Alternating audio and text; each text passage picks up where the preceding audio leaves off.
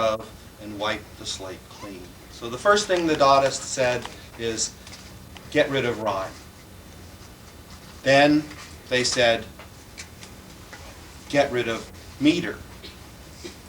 Then they said get rid of meaning. And lastly, they said let's get rid of words. And this is what is left.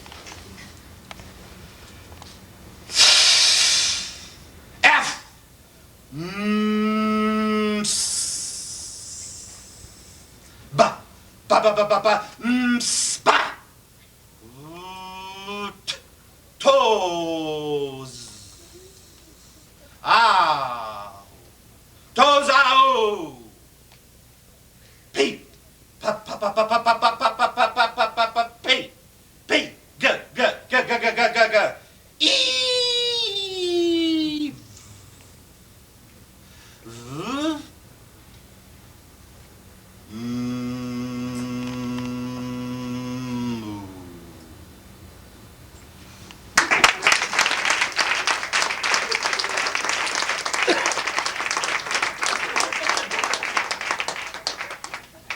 Now, the second group of poems, because they are indeed poems, and I have little signages here to help us, were developed by another group of artists and writers and poets, these working in the 1950s and the 1960s. They also were responding against trying to change what we expect and what we assume. But this group, which worked under the name Fluxus, instead wanted to get away from our traditional notions of categories and our traditional system of values.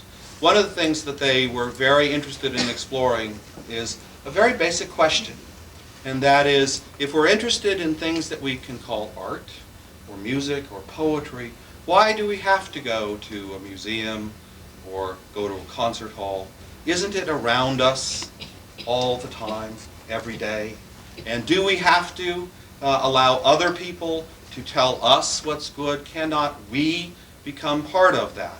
And so we've now had actually one exposure of a sound poem.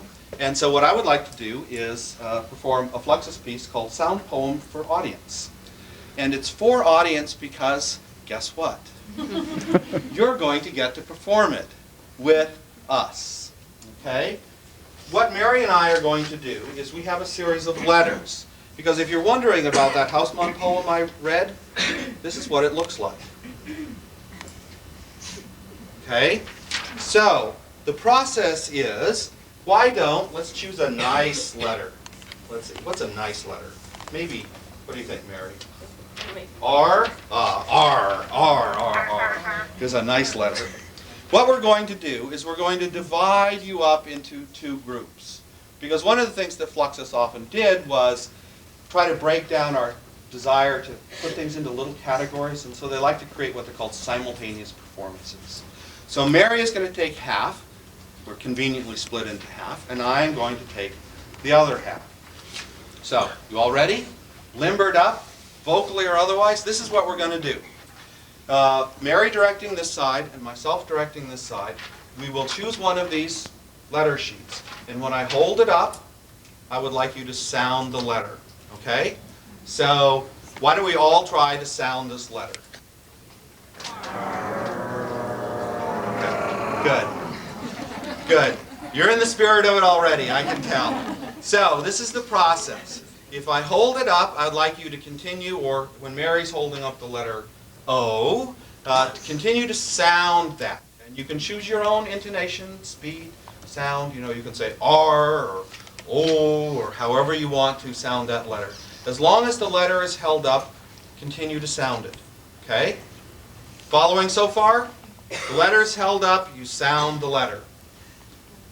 Next step. If I raise the letter, I would like you to increase the volume. Okay? So if this is mid-level, let's try this again.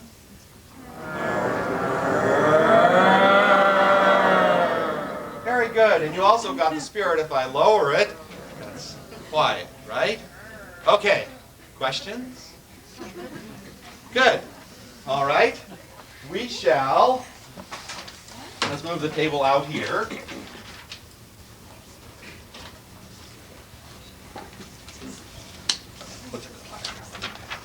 Ready? All right.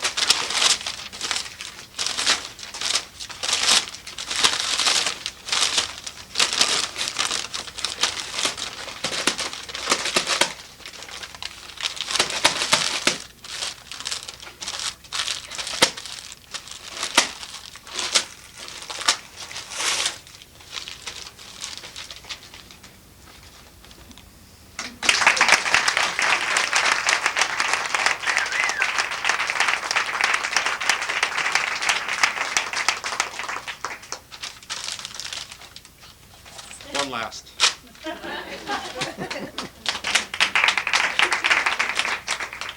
No, you're not done with this yet. One last paper piece.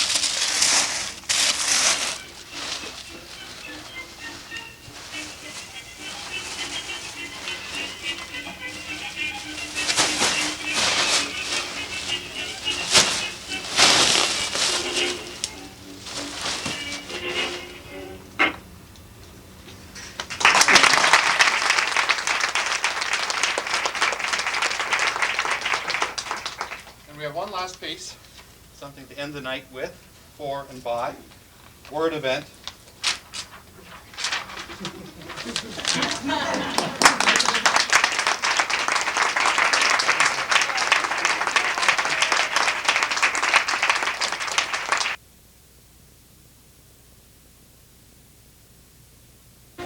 Okay, what I'm going to try to do,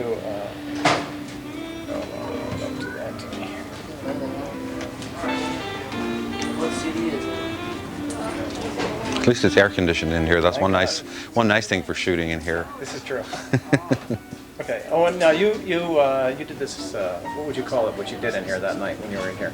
Well, there were a series of performance pieces. Specifically, they were done in the context of a poetry reading. So even though the pieces themselves weren't generated exactly for a poetry reading, I thought that they would be very good in the context of hearing other poets read, to see some alternative things done, or listen to some alternative things being done. So what you did was a piece of, it was a performance art? Yes, it was. They were actually, the first piece that I did was a piece that was initially written in the 1920s by a German artist, Raoul Hausmann. It was a sound poem.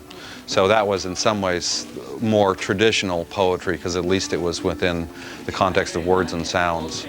But the subsequent pieces, there are actually three pieces that come out of the Fluxus context, were two of which were altered from previously written pieces, and one of which was my own piece.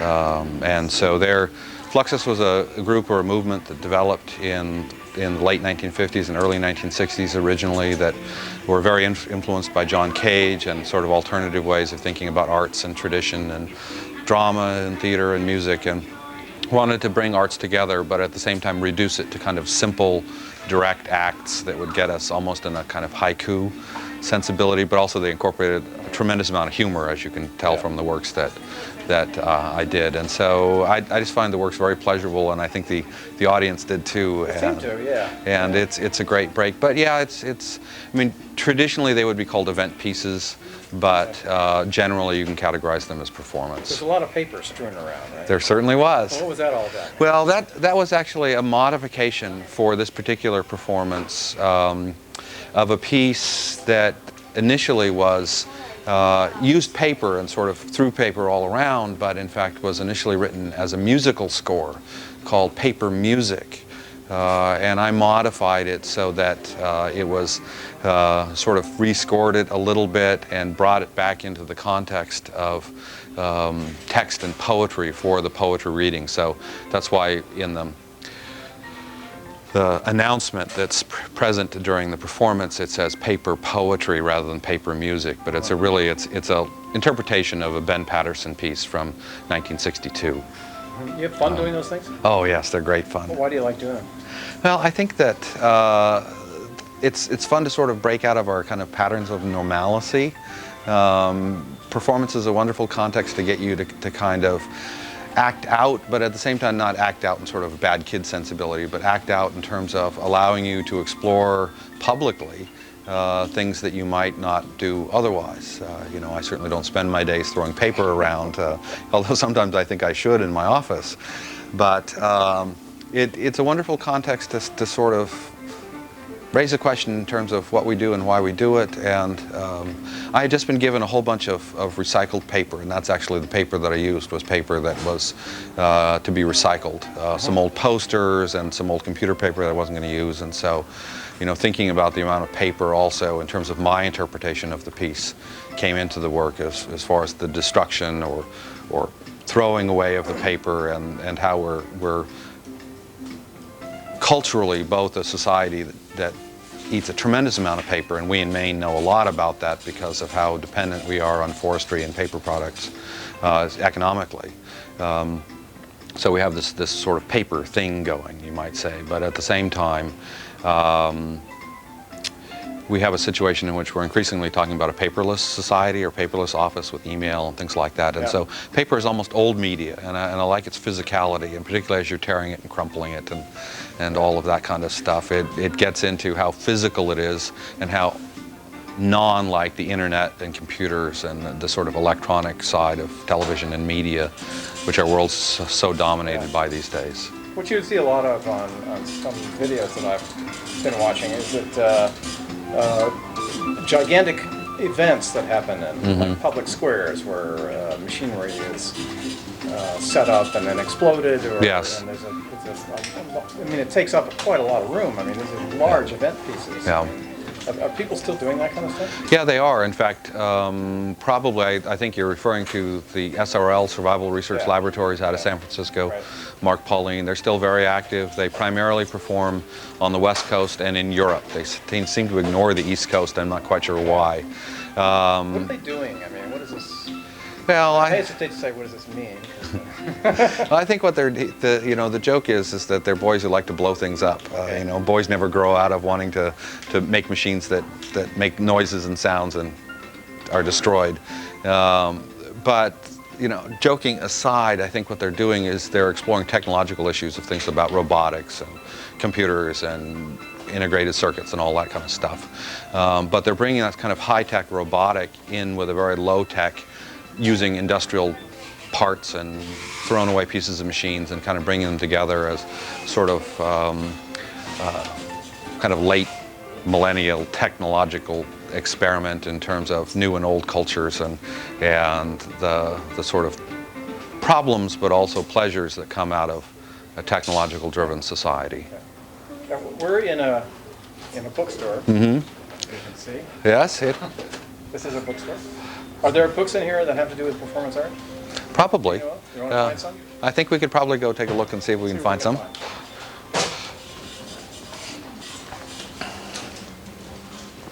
They may be in any number of places. They may be in the art place. Hey, Josh. Or they may be over in theater or drama. Let's see. If there are some art ones, they would be here. Well, it's a little promo, I guess. This is my book on the history of Fluxus that was published last year by San Diego State University Press, which deals with the movement out of which the performances that I did for the poetry reading they're related to. This is a work by Dick Higgins. Dick, who unfortunately died last year, was a wonderful artist who was very involved in happenings and in Fluxus, and was the founder of Something Else Press, and a wonderful person and writer. And this is a collection of his essays, some on performance theory, some on media. He, in fact, coined the term intermedia, which is a term often used to refer to the way in which performance art doesn't fall into traditional categories or media. It's part video, part music, part dance, and just about anything else in between. More books on Fluxus. Surprise, surprise. I wonder why Maine has all these Fluxus books. Gee, how wonderful. Somebody must be giving them a problem. Telling them they have to. This is some Fluxus-related stuff there. Most Art Sucks. That's a good title. I actually have a copy of this book. It's more sort of 70s, 80s punk sensibility. There's a lot of crossover between punk music and some performance art things, and so this touches on. It's actually related to a publication rather than a person. So this is an anthology of things that were published in this zine or magazine that was produced for a number of years in late 70s and early 80s, I believe. Well, now here what you've got all around here is stuff on Matisse, stuff like that's very respectable kind of stuff, Georgia O'Keeffe and so on. And in the middle of it is this performance art. So what does that mean? That's like on the same, would people accept it on the same basis as like Matisse and Titian? It depends on the audience you're talking to or the group of people you're talking to. Certainly if you talk to art professionals, whatever that means, but if we use that term meaning people who are curating in galleries and working in museums like the Museum of Modern Art, performance art has at least getting close to a 100-year history. Most of the 20th century, it was an active art form, starting with the Futurists in the early teens and then moving through the DaDa group and the Raoul Hausmann Getting piece. respectable? It is also getting respectable. Certainly, it went through a resurgence in the 50s and the 60s, and by the mid-1970s, there were journals that specialized in performance art, like High Performance, and there were others, and there was a developing sensibility. And now, if you go to most of the big international art fairs, like the art fair in Basel and now I'm forgetting all the names of the international art fairs. All those art fairs that I've forgotten the names of. You will find not only shows of leading international sculptors and painters, but also performance art reviews. Documenta. I knew if I didn't think about it, I'd remember. Documenta has, in fact, a whole series of performance art events that are part of their festival. And so you also find performance art presented in the context of leading museums like the Guggenheim and Museum of Modern Art and in New York, and in the Museum of the City of Paris, in Paris. And so it has definitely moved from being a sort of radical fringe element into a recognized main part of the contemporary art media and developments, although certainly it does seem to be an area that still attracts its own radical fringe. A lot of the sort of radical artists and sensibilities are, I think, still evident in some parts of performance, even though you can also say performance art has been domesticated in a way. Now, the high performance magazines were in the library. I have not looked in the past day or two. Those are back in the stacks, or? I think they might be in the stacks, but I'm not sure. I actually haven't looked in months. So. Well, two things. Perhaps we could go look for them. Sure. And two, can you do some impromptu performance art? Perhaps? Impromptu performance art. Here's one other thing we might consider if you want to do something impromptu is utilizing the camera as part of the piece that we're doing. Okay. We can either, we can do things like shoot twisting that way, camera. or we can turn it upside down or whatever. I don't recommend throwing it up in the air. But. No, we'll treat your equipment. That is one of the things that certainly there is a kind of bad boy and girl sensibility in some performance, but I think you can push boundaries without necessarily being completely negative or destructive, and that's one of the things I really appreciate about Fluxus and the pieces that I did, is that it has a kind of edge, but at the same time the humor softens it, so it's inviting as well as maybe raising questions. It's not just assaultive, and so I find that intriguing. Let's go see what we can find. Let's go see what we can find. Okay. Hi, Owen. Hey.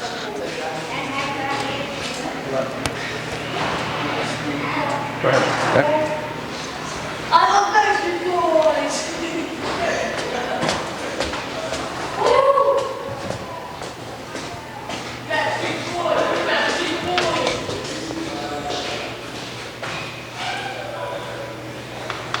Okay.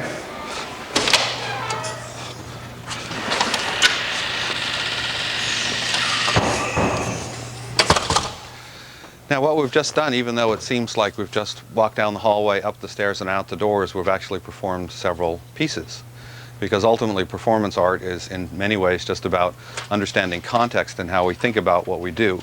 And a lot of performance, certainly the performance that I'm interested in, tries to break down the boundaries between life and art. And really those boundaries only exist in as far as we think they exist. So in fact, walking down the hallway, I performed George Brecht's Direction. Walking up the stairway, I performed Tasugo Kosogi's Keep Walking Intently.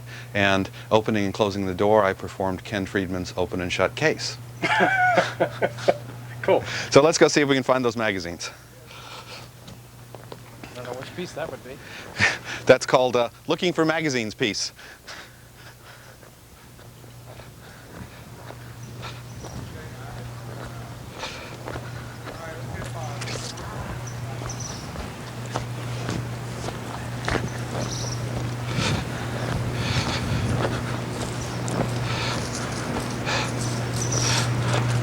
Now you have to perform Keep Walking Intently, because otherwise you'll end up on your head with that thing, right? True, and I have done that. Yeah, I can imagine. Why don't you stop right there?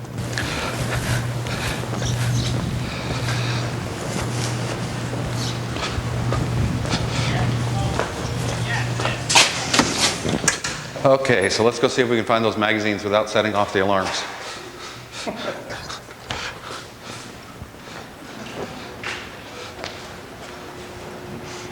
Oh, upstairs? Yep. Okay, we're performing something now, right? We undoubtedly are. As long as we think we are, we are. Including sound effects. Yeah, this is, you know, any good multimedia piece has both sound as well as motion, as well as points of visual interest. I could perform a danger music piece by Dick Higgins. I don't know if I would startle the whole audience, but I suppose that's sometimes pretty good for a piece of performance. Sure. But Higgins did a series of works called danger music pieces that are kind of play on the idea of danger, but I'm sort of setting it up, I suppose, getting ready, build up. There.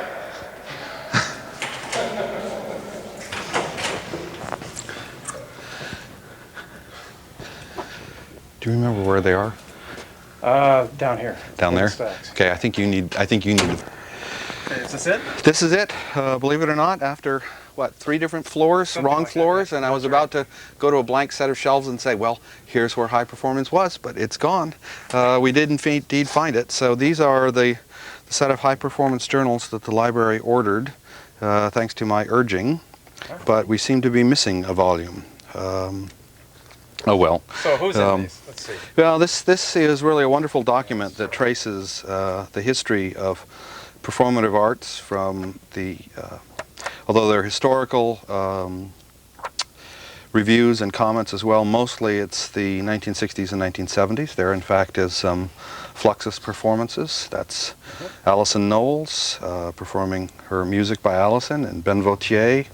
And here are some more cast of Fluxus characters performing a street cleaning event in which they cleaned a section of the sidewalk with toothbrushes and had a good time. So there's some more Fluxus, boy, performing in, well, you can see the title here, In Memoriam to Adriano Olivetti, which is a Maciunas piece, and actually that's Maciunas lurking back there in the image.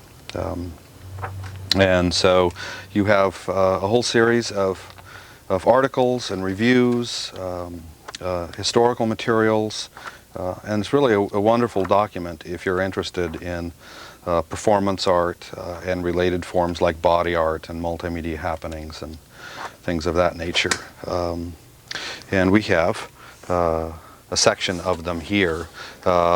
These trace from 1980 through 91, but we should actually have them back to their original first issues. This is a 91, 92 special issue. High Performance, unfortunately, doesn't publish any longer. They are no longer with us, and that's more than unfortunate. But Okay. so, Did you take out another one? Why don't you just take each one out one by one? okay. Should we start back with 80, 81? Okay. This is the first volume that's on the shelf, although we should have more. This is the double special issue on public live art. High Performance came out of California, so it has a pretty strong emphasis on West Coast. But the West Coast, particularly California, was, you might say, a hotbed of performance activity, and still is to this day. So this is a 82 issue, I guess, 82, 83 bound issues. Again, similar format. It changes format a little later. Oh, there's a Ray Johnson piece. Ray Johnson was involved in performance, but mostly in mail art. You find that there is no clear distinction between the variety of forms that I call non-traditional art forms. That is, between things like performance and artist books and correspondence art and mail art and body art. It all at some point tends to blur. But performance art, there's a nice little tasty meal. Performance art is in general art that takes place in time, and generally but not always uses human actors objects, performance individuals, whatever you want to call it. So there are a lot of obviously very controversial people who are doing performance art. Performance art has certainly done more than attracted its fair share of Any detractors and people who want to see it as the downfall of Western civilization. As a more edgy art form, it has certainly attracted people who are have been or on the margins or have been marginalized by our cultural values. Someone like Annie Sprinkle, for instance? Yes, Annie Sprinkle very much. Particularly someone when they begin to get into issues of sexuality and the human body. Our culture seems to have a very hard time with that. We don't seem to have a problem with violence, but with the human body, it seems to be an issue. And certainly there is and has been a significant amount of issues about individuality and freedom of expression and sexuality, and a lot of it has been foregrounded. That's a bad term. A lot of it has been brought to the front in the context of performance art. This is the interesting thing is that performance art is so live, but at the same time these books give you a sense of it, but you can really never have a full sense of the work. It's one of those things that you had to have been there. But for those of us that weren't there, it's nice to have some sense of it, and we can get some of that through magazines. There are also videos. High Performance did some videos. There are a couple places, Franklin Furnace in New York, that sponsored a long-running series of performance events, and they have video and other documentation. And in fact, I'm working on an online web project now to put a series of alternative art forms databases, things that deal with performance and Fluxus and body art, up on a database that'll be available on the web. And I mention that because hopefully some of the archives from the Franklin Furnace will be on the web and viewable. Eventually, maybe even some of the video that they have will be available for access on the web. So.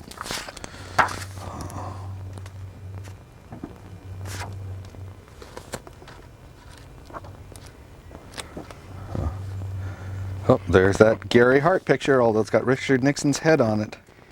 Whatever happened to Gary Hart, anyway? Good question. Oh, there's Rachel. Rachel Rosenthal, she's an interesting performance artist. I had a chance to do an interview with her in Seattle when she was there performing, and she's a very intense person who has some interesting ideas. Didn't she also... There she is again. In fact, you may have some video of her. I think that there are some sequences of Rachel doing a workshop or performances or something with some of the tapes. And then you actually get a significant crossover. I'd forgotten about this, that a lot of the Greenpeace activities that were done have been presented not so much by the Greenpeace, but maybe by some of the other individuals in the context of sort of activist art, environmental activism, performance art, kind of all rolled into one. So they, do a performance, but here you see some of the, it says the guerrilla theater of Greenpeace, environmental acts, sort of counter-environmental terrorism that's can be seen of or thought about as performance. That gets into an interesting set of questions because often our culture tends to view art as something of not much significance. So if you really want to do something important like social or political activism, you need to do something other than art. But performance art has been a really important venue for political and social culture, gender-based statements and explorations. And you certainly see a lot of that kind of material in this work. I don't think performance art should be seen as only bounded by the explorations of marginalized groups and individuals, but certainly that's part and parcel of its importance for many artists, is that it offers an alternative to the traditional monetary system and artworks which are so object-based and so delimited.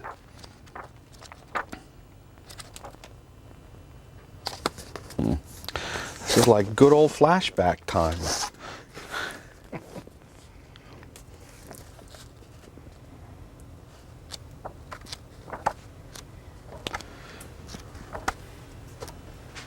Anybody else? Yeah, let's see. Just starting to flip through this one. There's my Yin Ling's Vietnam Memorial. You know, and if you think about it, there's some really wonderful events that happen in the context of people going to public monuments like the Vietnam War Memorial. And there's a real performative sense of what they're doing there, not as something that's just play or entertainment, but the seriousness of a kind of physical, environmental engagement, being at a place like the memorial in Washington, D.C. So a lot of this is more activist stuff in this issue.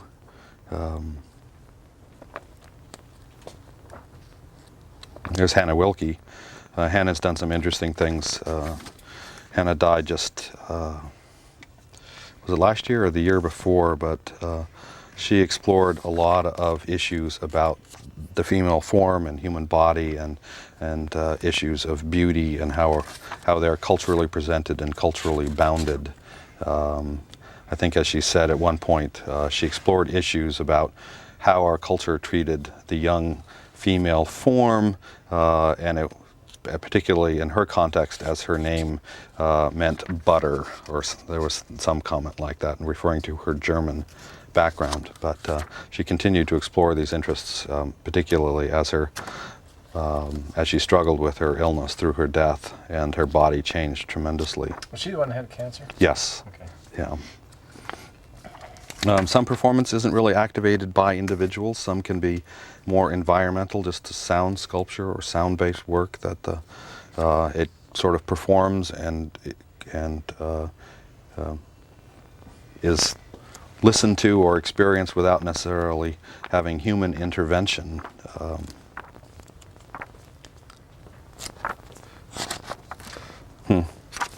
And I think that's the last of our volumes.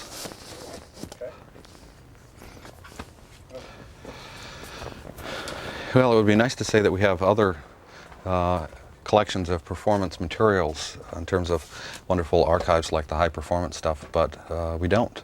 However, we do have a number of people who are students or who are around in this area who do performative work, and I think you're going to get a chance to talk to some more in the future. And certainly, as in any other art form, there are as many varieties or takes on what performance art is as there are people who produce it. And so, as you talk to other people, I'm sure you might find some similarities in what I say, but you may also find that they say something that's completely other than what I have, because that's the value and the fun of art, is that it allows you to explore and to bring your own sense of creativity or individuality into how you want to engage with the world. Okay, so what we're going to do is do a little explorative event, not looking through the camera's viewfinder, and just discover what there is to discover after the fact on the tape. Okay? We want to try to go back through our little exploration. Let's revisit our roots and see where we came from in this attempt to find the hallway. Oh, that's nice.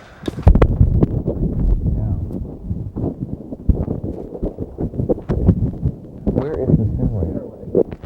Where is the stairway? Is it back that way? Yeah, over there.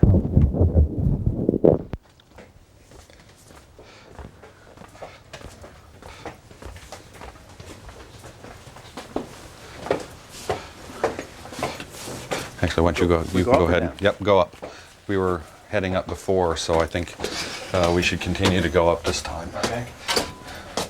I don't think this hallway is handicapped accessible. Do you? Not quite. Up one more. Okay.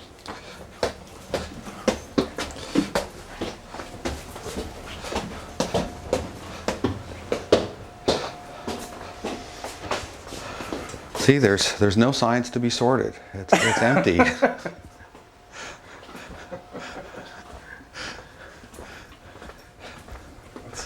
came in through. At one time, we were in the listening center. Yep. Now I have to find where the other set of doors is to the listening center. Nope. This is kind of Kafka-esque back here. It is. Ooh, what's that? These big rolls of paper. Look, it's paper music. No, it's maps. I don't think so. And,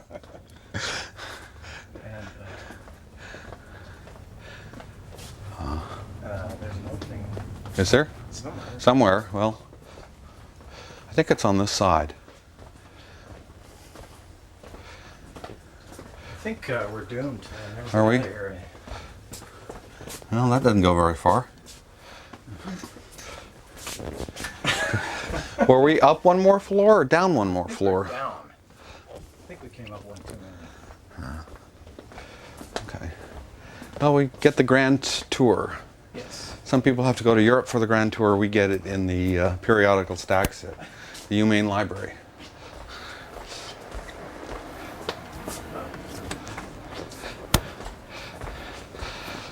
Where do you go? I'm over here. Oh, So are we up or down, did we decide? Down? down. Okay, go ahead.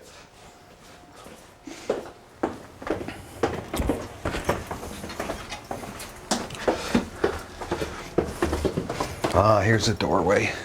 Is this the way we came in? Yeah. Okay. I wonder if we should be walking backwards. Well, I suppose that would allow you to retrace your steps. There's a book back there called Jane's Space Directory. What do you think that's about? Space directory. I think it's like directory. Documentary? Yep. Yeah. I wonder if they have.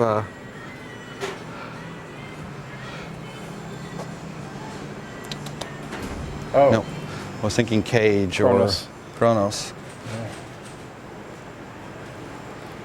PDQ Bach. That Yeah, doesn't you can count. call him. You might call him. Call him something. Yeah. Christmas at Pops. No. Yeah. This is all. This is all pop, etc. Classical plus. Plus what? I don't know. Plus whatever else they choose to put in here. Gluck. No. No. Glug, glug, glug. University Singers. I don't remember them doing a whole lot. The girl with orange lips. Performance art. No. No, it doesn't look like we've got much. No. On Dakota. Hmm. Close as you get. I guess. Yeah? Well, there certainly is a performative dimension to that. Yes. Yes.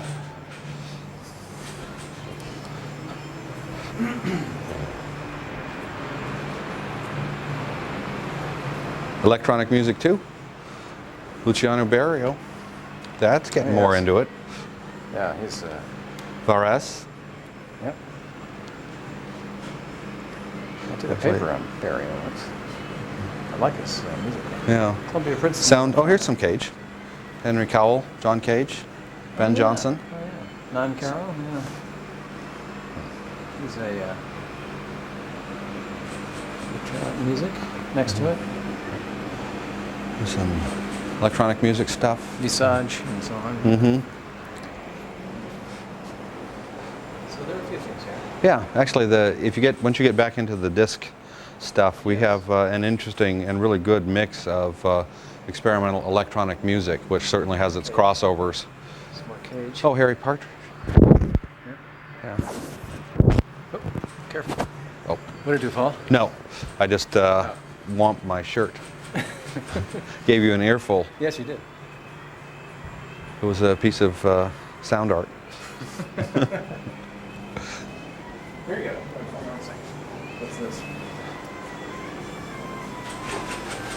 Experimental and electronic music. Huh. I don't know any of these people. I don't either. This looks like, I don't wonder if this is a local compilation I or... don't know. But that's the thing. There's always Yeah. more to find and experience.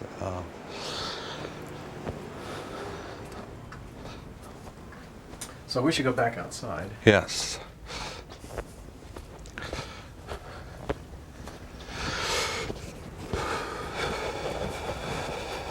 You can hear your breathing. You can never tell when performance art is going to be around the corner.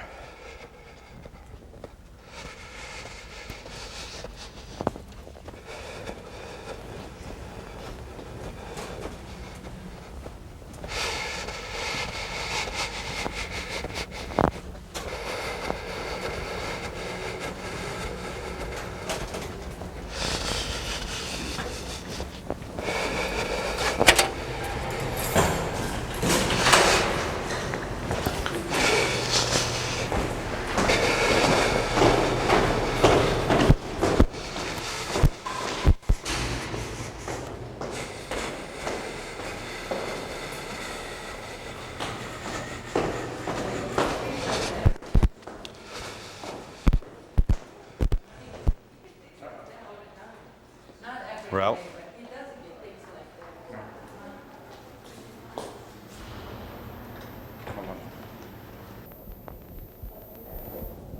Okay, we're back on the air. Okay. So I think as we head outside, I'll perform one last piece. Am I on?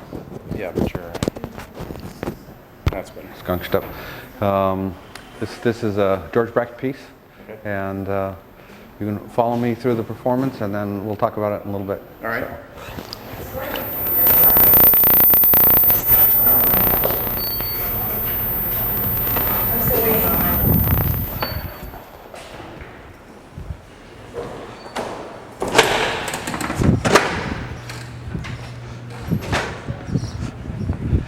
And that's it. And any good performance deserves a bow, eh? That was George Brecht's performance of Exit, which can be performed in any context at any place, simply by exiting any space. So that anytime you see and observe an exit sign and follow that sign through the exit, you are indeed performing a work. So just think of it.